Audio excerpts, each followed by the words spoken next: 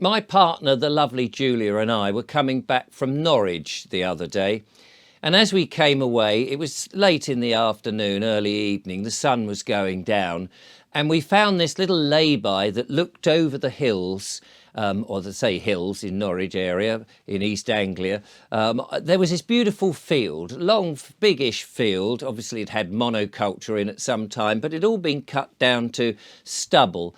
And we sat there with cups of tea, watching these hares gambling around in the stubble. And then later on, a couple of deer came by. And I thought to myself, it's interesting, isn't it? You never see a bailiff going up to these animals, these wild animals, the badgers, the foxes, the stoats, the deer, the bunnies and the hares, saying, "Excuse me, would you pay your council tax, please?" I mean, I don't think anybody should have to pay purely for the privilege of living in this country or anywhere, to be honest with you. I mean, when you go back to the caveman days, nobody came banging on the side of the cave and said, "Excuse me, that cave is in band 3 and therefore you've got to pay 15 bones of a mammoth," or whatever it might be. And yet this is a weird situation that we find ourselves in, people having to pay a council tax. Now, I do understand that, of course, in your community, it would be sensible that people contribute towards the services that they use. I mean, people do like to have their bins removed. They do like to have a bit of street lighting so you're not going around blind at night. If there's a burglar, it would be nice that a police constable, you know, the old-fashioned type of police that actually cared about you, would turn up and sort and help everything that's gone on and reassure you that they'll catch the burglar or whatever. And all those other amenities and facilities, it would be nice if they were paid for by the local council. But I understand that the council tax that is a demand, and there's no negotiation whatsoever, and you don't get a choice on the services that you pay for, the money doesn't even go to the council. It goes up to some central pool that the government have, and then later on the government can dish down to the council how much they get, which seems a very cack-handed way of doing things. But most of the money, it seems to me, in all our taxes, seems to be going from the government to be paying for, well, for things that we never asked for, like war, for instance, or terrorism acts, where people are going out and supplying arms and bombs to bomb innocent people. Well, that's not right for a start. But we're also paying for things like the cameras and the ULEZ cameras, or the changing policies that nobody's asked for, like 20-mile-an-hour speed zones across the country, which is a bit odd, or speed humps, or plant pots, or our biometrics being recorded wherever we go, and limitations to our freedom, again, that nobody's actually asked for. I gather that in Scotland, they're considering taking, I think it's the M8, and reducing the speed limit to 30 miles an hour. That's what one correspondent told me.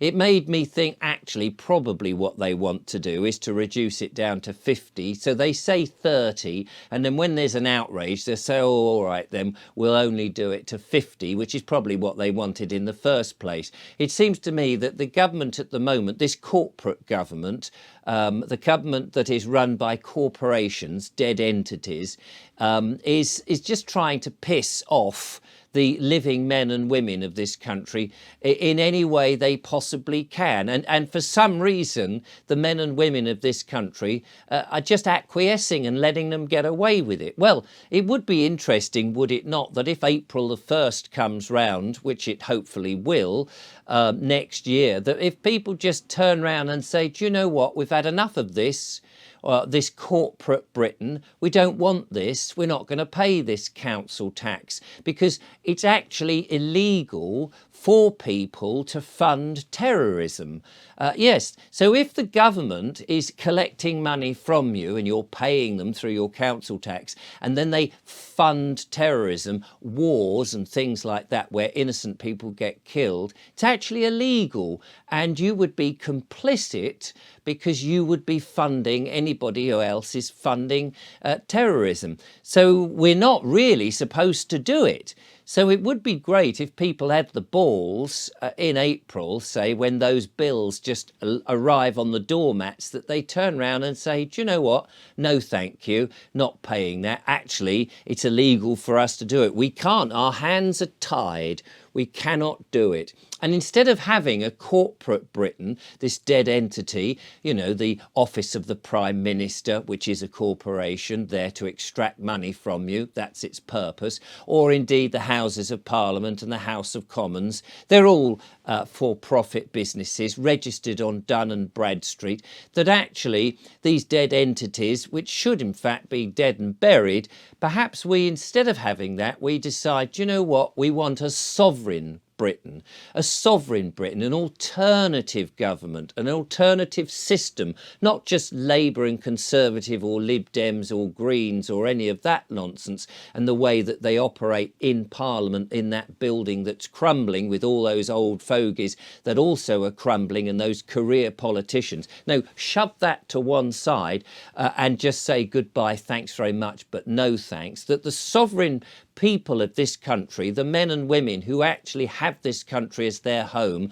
who work here, who believe in it, who are part of it, who have customs and traditions here, they may say we want a completely different system of governments, a different system of working out what's best for us, the living people of this country. And I wouldn't blame them. Maybe, you know, instead of these corporations that pretend to be councils that supposedly are there for us, which of course are corporate entities in and of themselves, having a contract with you to pay their council tax, which of course, as I described then, is illegal, we may have actually a different council, a sort of shadow council or a sovereign council made up of volunteers from the local environment who set up their own councils and put the corporate council on notice and say, we're scrutinising what you do, but we're having an alternative council. We're streaming all the decisions that we scrutinise and the decisions that we